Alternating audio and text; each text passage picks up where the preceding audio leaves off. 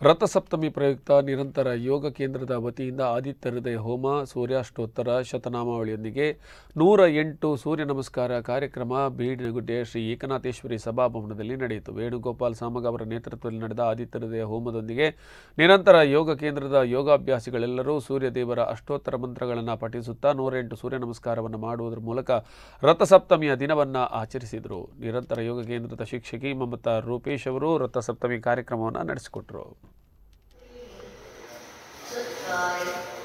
पंच षट् सप्त अष्ट नव दश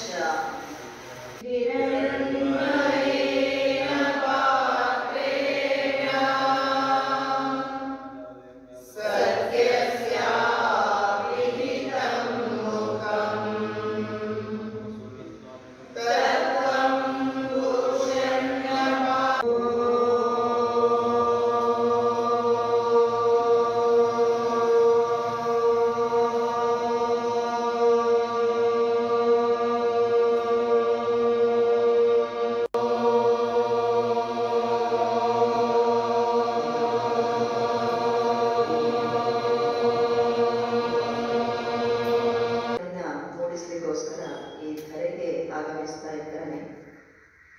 ಭಕ್ತಿಯಿಂದ ಅವನ ಪ್ರಾರ್ಥನೆಯನ್ನ ಮಾಡೋಣ. ಮೊದಲಿಗೆ ಓಂಕಾರ